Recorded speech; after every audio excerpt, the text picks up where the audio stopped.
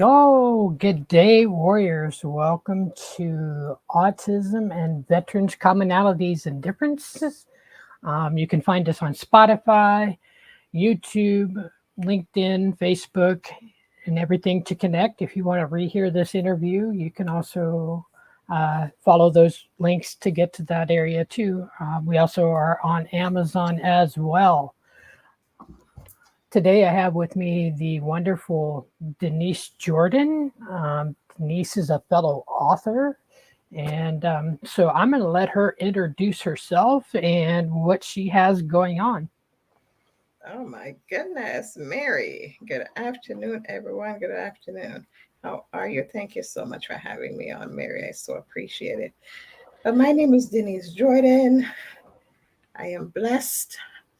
I am also a blessing to others. I just feel I'm just so grateful each day to get up every morning and to walk in purpose. I'm also the mom of Nicholas. Nicholas is has autism. He's 20 years old.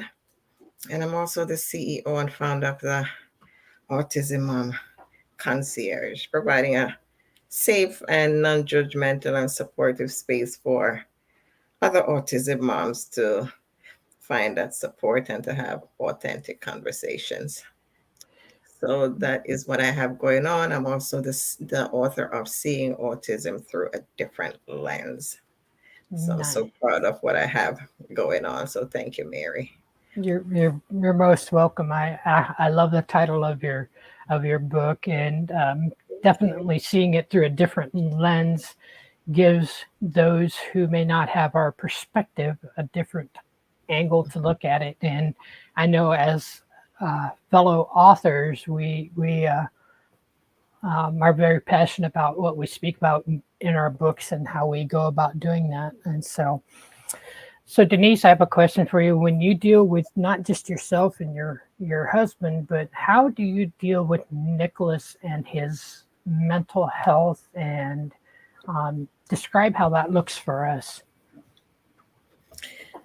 Well, Nicholas' mental health. First of all, he's limited verbal, so he cannot say much. He will let me know if he wants something to eat or drink. That's really the gist of what it is. Like I was saying earlier, I have to figure out at times what's going on with him. So I have to be like his mind reader, trying to pull out really what's happening with him.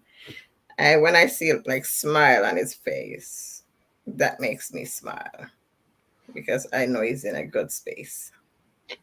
If I Yeah, see him getting too, you know,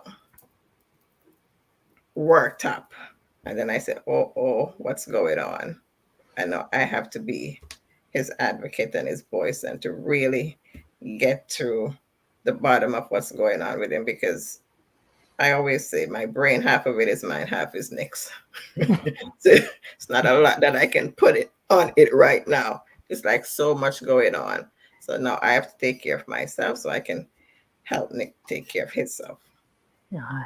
Nice. I totally understand where you're coming from when you have to kind of read what they're doing.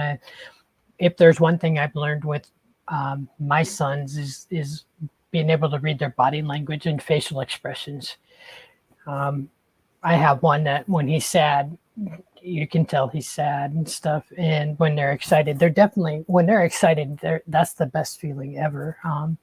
My son's pace, and so back and forth, and um, so yeah, that's the biggest thing for me is being able to read their body language Mhm.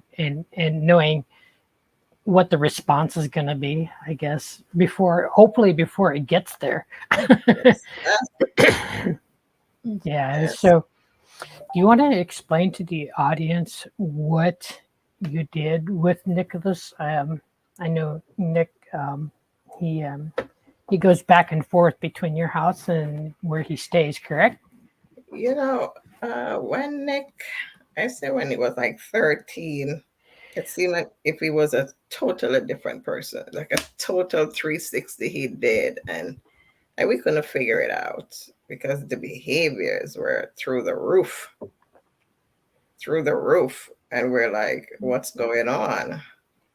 because some of the things that he was doing, and that's why my book is called Seeing Autism Through a Different Lens, because I reach out to other parents. I'm like, is your son doing this? Is your child doing this? And they'll be like, no. But I'm like, it cannot be just my own, going through this. Somebody else must be going through what I'm going through. And that is why that title came up. But at this moment, he has been in a residential placement for 2 years now. And that's because his behaviors were so aggressive. It's like every day was a fight, every day was restraining, every day was like walking on eggshells around him, because any little thing will just trigger him and he'll just go off.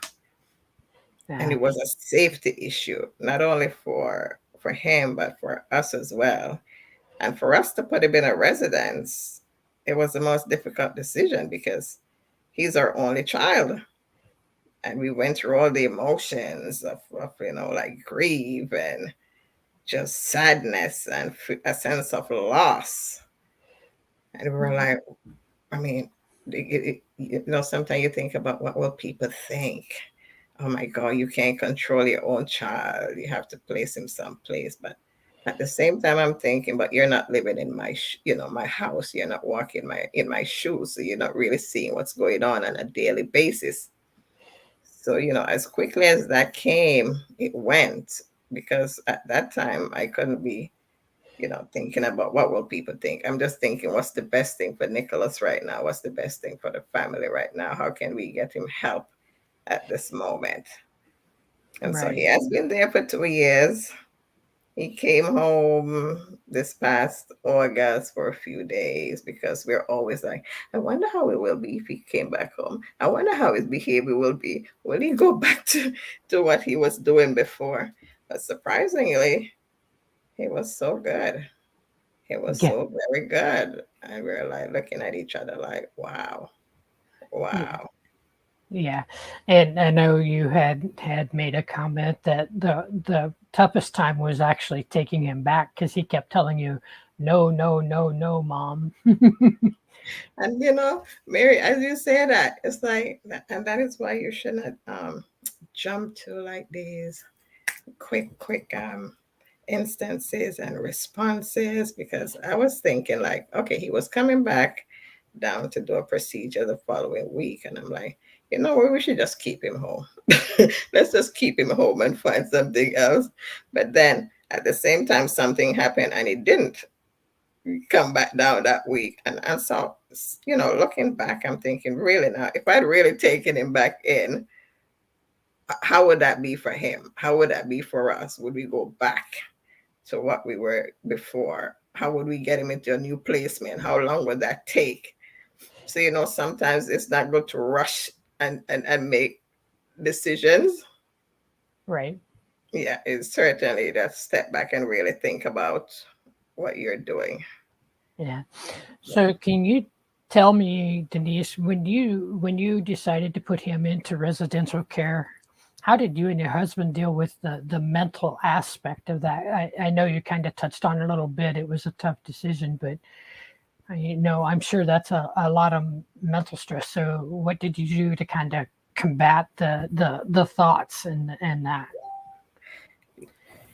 You know what? We've been going back and forth, because we've had tried medication, we've tried homeschooling, because we wanted to make sure we covered all bases before, because residential was really the last straw. But it was just hard. It was just hard.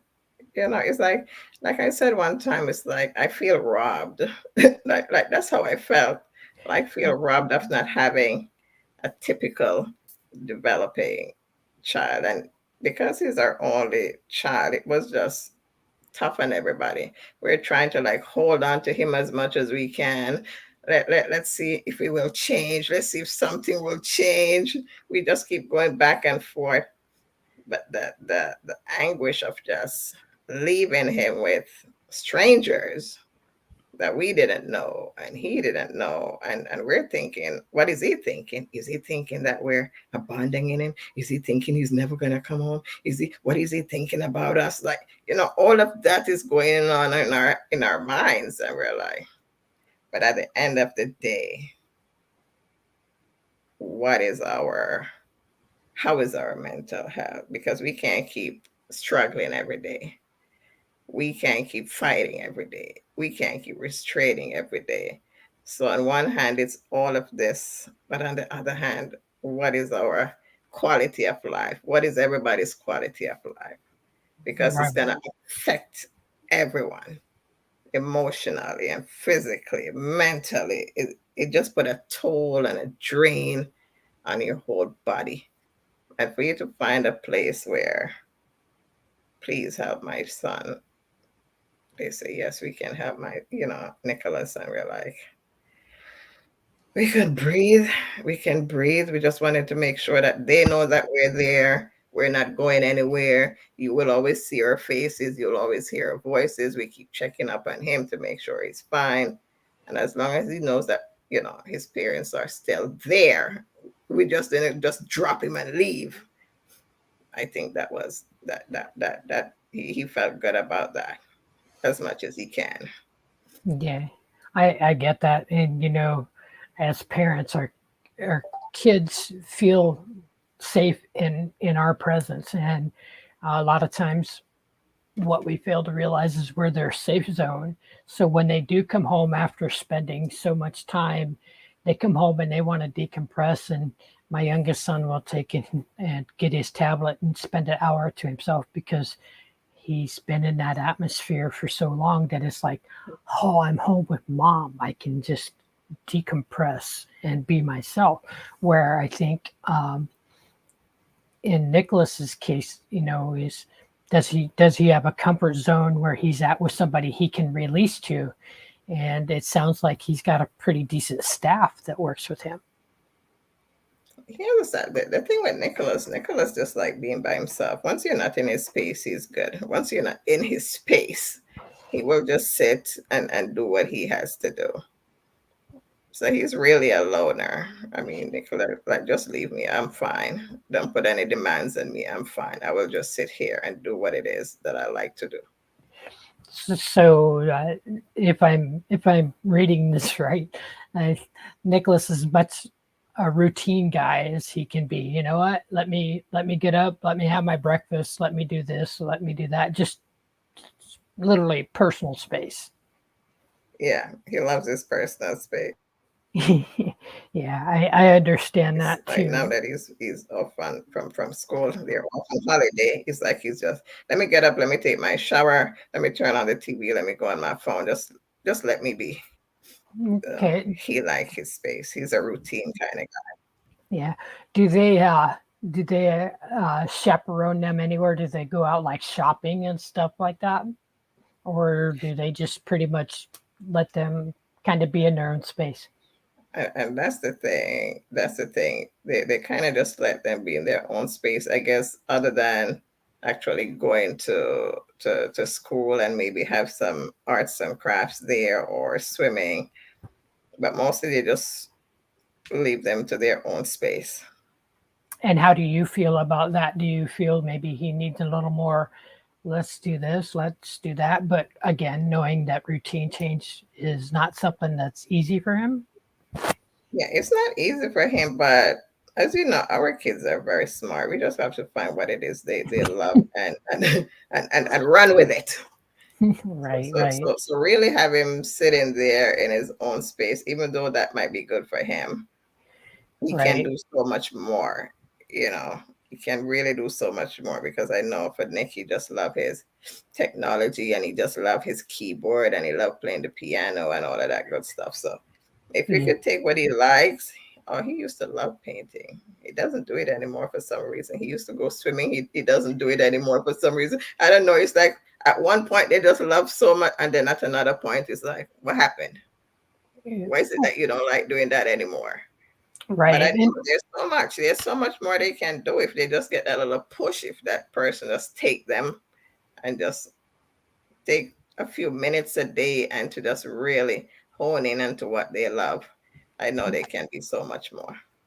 Right. So Denise, I'm going to ask you to do me a favor here. When you were picking residential treatments and placement for Nicholas, how did you guys go about that? How did you go through a lot of searches, or how did that work for you? At the time when we were looking for placement, it was to the point where, look, if there's a residence that says we can help him and we can take him right away, we will do that, because at the time it just was getting too much. It was just too much at the point. So at that time, another mom was looking for placement for her child, and she says, "You know what? I looked at this place, and it might be good for your son." So we went and we saw it, and we spoke to the people there. We saw where he would be sleeping, and I like where they're not sharing; they have their own space. And I'm like, okay, you know what? Just let's give it a try. I mean, nothing is perfect, but at the same time, you have to be so much involved in the care, because for Nicholas, he doesn't really eat what they serve there. Because after 17 years, you're so used to what you eat that when you go to another place and you're like, this is okay, so this is not my style. And so we took it upon ourselves to, every week to just bring his cooked food, the food that he likes to eat, and we just drop off his cooked meals. But Nice. that's the thing, you have to be involved. There's just so much. And I keep telling them, if there's something that you need to know, please don't hesitate to call me. I'm an involved parent. I need to know what's going on. You need something from me, just call me and let me know, because I'm always going to be involved in Nick's care as long as I'm alive and, and I'm well. So Yeah. definitely, we're working as a team here. We want the best for Nick. So wherever he goes, that's going to always be, we are working as a team. We want the best for Nick. How can Yeah. we achieve that? And going on along that lines, do they do really good with communication with you then? Knowing that you're a parent that's literally going to be there and do what you need to do. Yeah, communication, I won't say it's 100%, but because I'm so involved, I would get answers. Yeah. And that's why I always say be involved, get answers. Don't leave it up to anyone. If you see something that doesn't look right, reach out. Why is this not the way Yeah. it's supposed to be? Why is this going on? What's happening?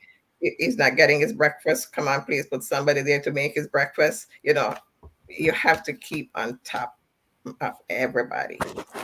Yeah.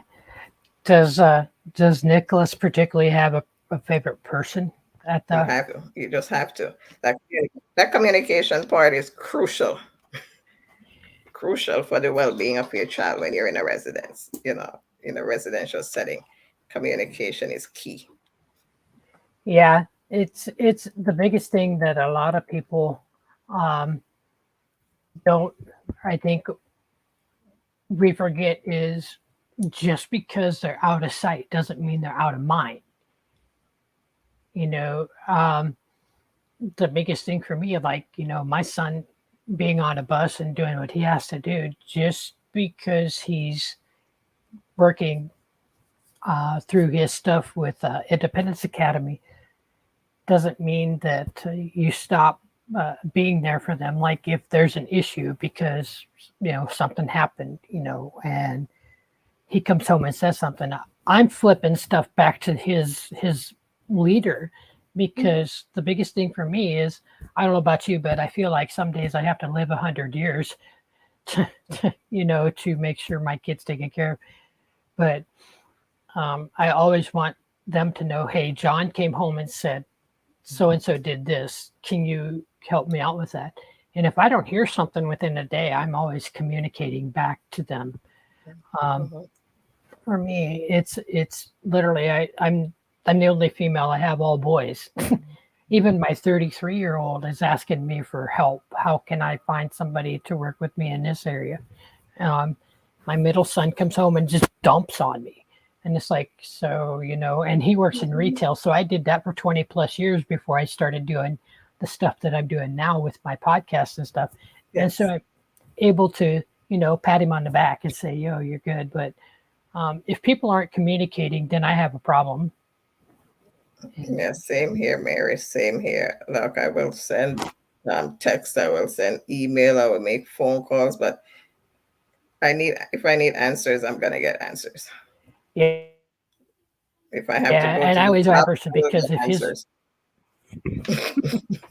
yep, exactly. So, but yes, I definitely agree with the communication part of it. I'm really cognizant because I do have three boys on the spectrum as well as myself of the fact that sometimes they're not going to tell me everything. So then I get a note. It goes in reverse. I'll get a note from school.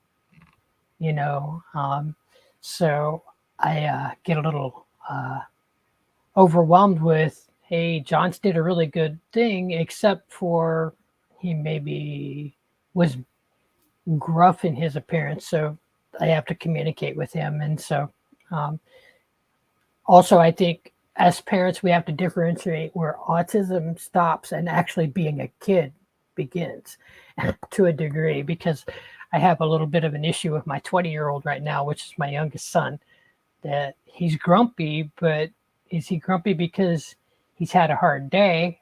Mm. I can understand that.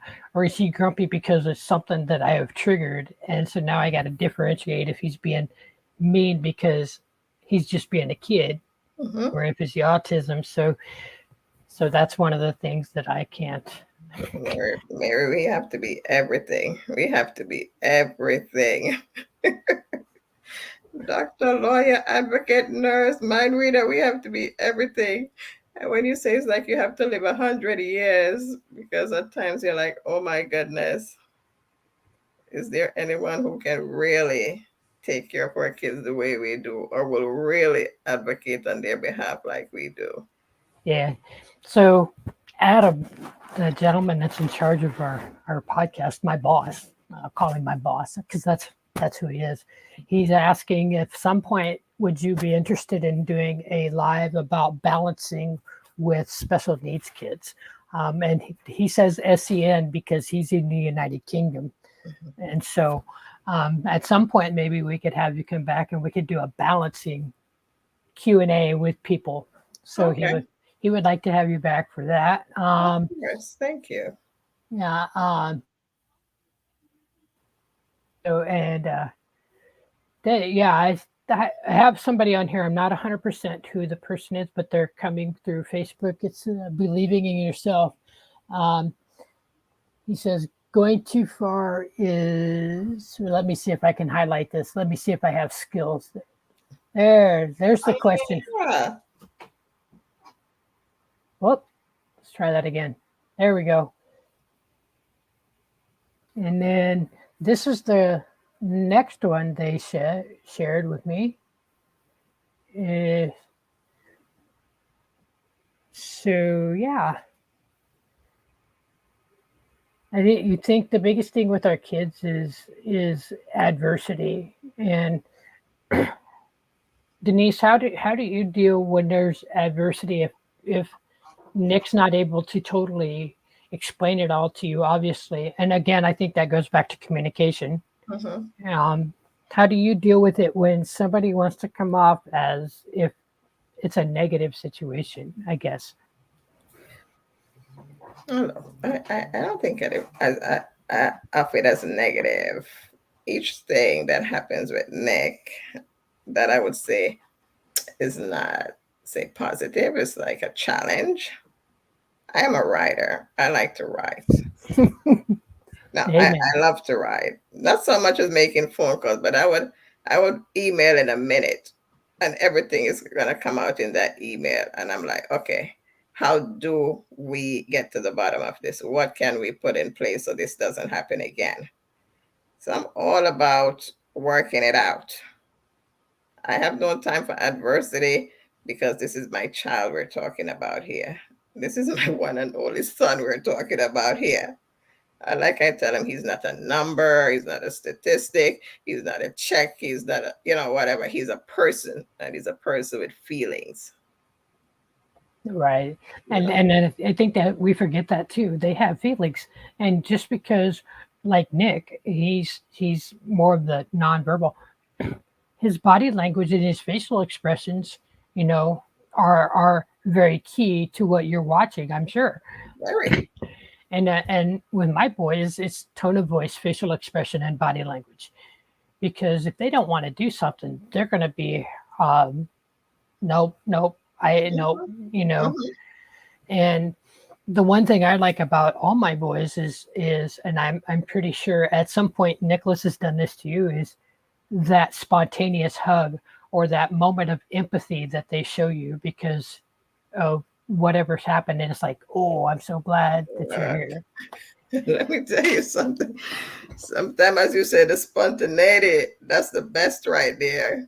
I mean, this is something you're not expecting sometimes. And just even for me to hold on to him, because now he's 21, I'm thinking, is it autism? Is it the young man? Oh, please don't kiss me. I'm too old for this. But even just to hold his hand, or he holds my hand, or even want me to come near him, I would just take that, because he's one of these kids that will push you away. So even just to be in close proximity to him, I will take that at any time, Yeah, anytime. Just a touch or a feel, I will take anytime. yeah. I have to share a bit of a story. My oldest son is we're a blended family, so my oldest son, I was a single parent with him for a little while, and then my husband came along, and Denise, I remember the first time he told Steve that he was his dad, and the crocodile tears just came from my husband. My husband wanted to just, and he did. He just sat in that moment because he's accepted Steve for who he was, and that's basically his dad, you know.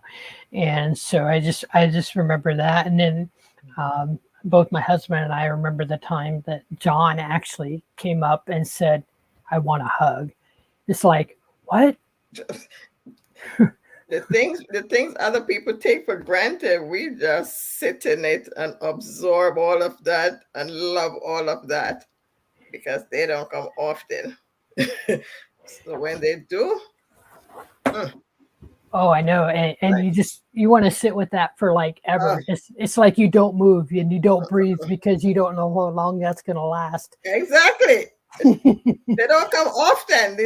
These moments don't come often. So when they do, we're just so appreciative. We're so grateful for the moment. Yeah, it's one of those where you just kind of go, oh. Um, so I've had an interesting conversation lately. Now, I was fortunate with my youngest son. We developed a class so that John had something he could do during church service. Did you ever take Nicholas to church, or did he enjoy going to church? When he was very young, probably like 5 or 6. Yeah, when he was very young, when I could actually take him out, when I hear the noises and the sounds and the loud sounds, when I can take him out. But that's when he was very young. We took him to Yeah, church. Yeah. yeah. We I had a really neat experience. We actually developed a program for special needs kids within our church. Basically, it was John at the time, and so he's had ladies that have watched him now graduate high school and stuff. And I think a lot of times, uh, I'm sure like all of our viewers and stuff, but you get the stares and you get the why don't you just take him out of worship service and stuff. I had a meeting with my pastor here about 3 months ago and told him that now my son prays for our family out Hmm? loud. Yes. And so I just, for me, it's the stairs, but I've gotten used to it. I just learned to, if my son can ignore it, why can't I?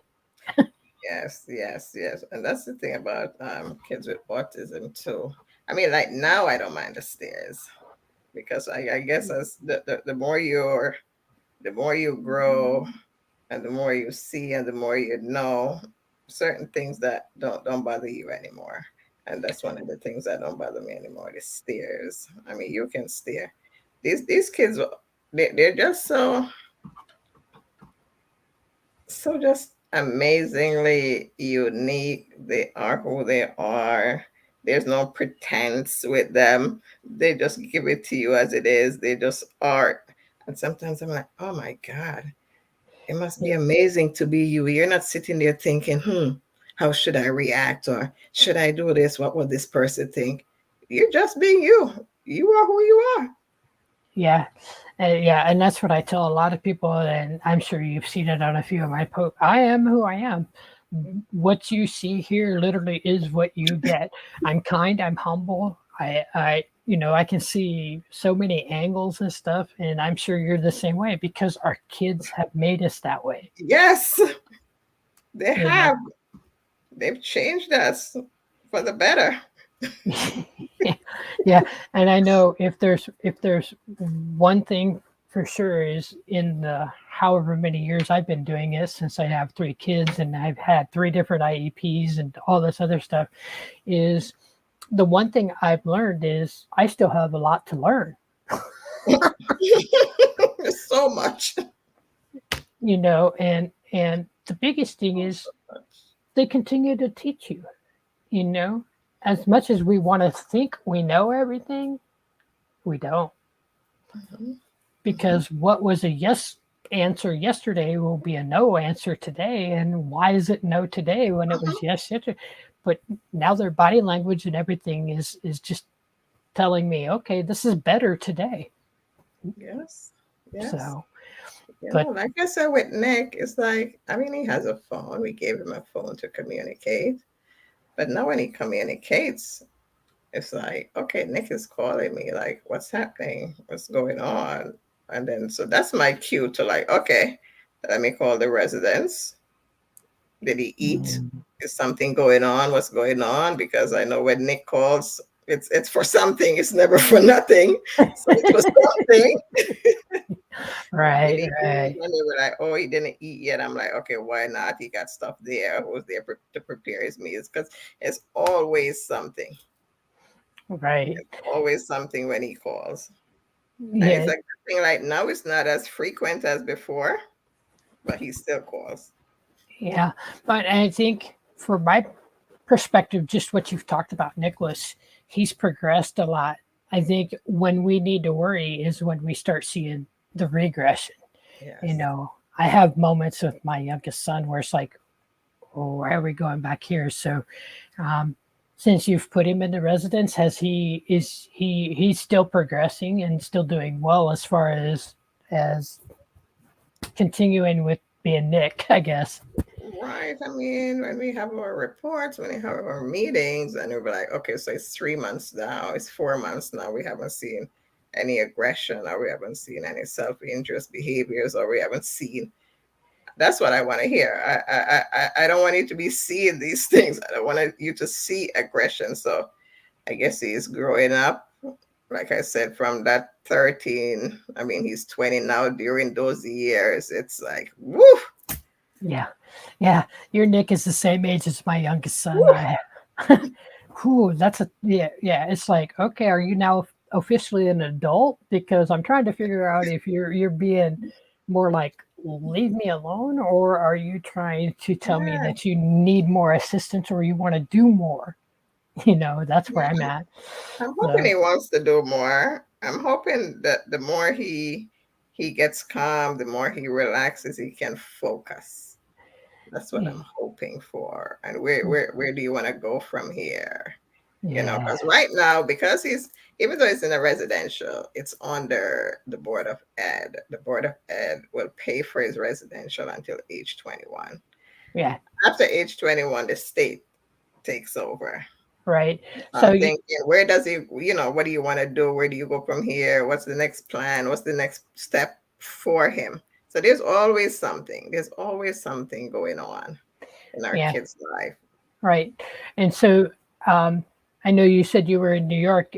What you just explained kind of reminds me with his residential placement. See, John does what they call extended high school, which is 3 years or until he turns 21, depending upon when his birthday is. And he's an August 15th birthday. So school has to start before he's granted that third year, but it looks like he's going to get the third year because it starts before his birthday. Mhm. So your residential placement kind of sounds like what John has, what we call here in Nebraska, Independence Academy. It's like an Okay. extended schooling, and it teaches them job skills. It teaches them hygiene. It teaches them numbers. Each quarter is something different. Right now, he's actually in college because he's working at our community college right now. Oh, nice. But each quarter is a different place. I know last year he was extremely excited. He got to for his first quarter, he got to put up all the lights at our zoo because they do what they call Boo at the Zoo, where the kids can come through and go trick or treating. So he got up, I think it was close to 11,000 lights he got to put up, and learned how to go up and down a ladder. I was like, Oh, I'm like, oh no, dude. So, and they called and they asked permission. Does John know how to use the ladder? No, you need to no. teach him because he's Yes. never been up and down. And Yes. because he was the tallest kid. So it's like, And he enjoyed it, right? He enjoyed doing that. he'd come home every day. Oh, I broke a light bulb. You did what? He broke a light bulb. Okay. And next thing I know, in my house, because they've taught him how to change all the light bulbs, Yes. everyone had to be changed in our house. I'm like, Wow. And that's the thing. That's you teach them one thing, forget about it. It's what? stuck. Yeah, be careful when you teach these kids because they're gonna be doing it and doing it and doing it. Yeah. Oh Well, my goodness. now we have all LED lights in our house. So I guess we're down to energy consumption in our house. So, oh, That's so so, amazing. Oh my goodness. so Denise, we're going to go ahead and wrap this up. What do you want to leave people with? And what do you want them to know or how can they reach out to you if they need help? Okay, so they can reach out to me at bit.ly/connect with Denise. They can definitely do that. I am on Instagram at the Residential Life, on Facebook, the Autism Mom Concierge, also through email, the Autism Mom Concierge at gmail.com. So there's many ways of reaching out to me, but I just want to leave everyone, especially for our moms or parents of kids with special needs, just to know that these kids are just amazing. They are just unique. It's not that we want to change them. We just want to meet them where they are and get them to where they need to be. And of course, it will be challenging. Definitely ask for help. There's no shame in asking for help. That's not a weakness, that's a strength. I would hate to have somebody just sitting there worried and not knowing that there's support out there. There is support. But if you don't ask, you won't get. So please, please ask for that support. And that's why I created the Autism Mom Concierge, because I want them to have that safe space. I know what I've been through. I know what autism brings. For each of us, it's different, but there are similarities. And just to create that safe space to speak, because sometimes we don't even have friends or family we can speak to. We're so afraid.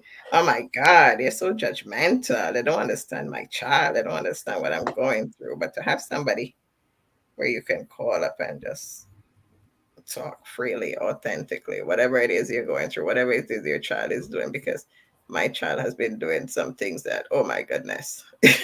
So whatever you tell me, just look, I'm just here to listen. I'm just here to listen and support whatever you need help with.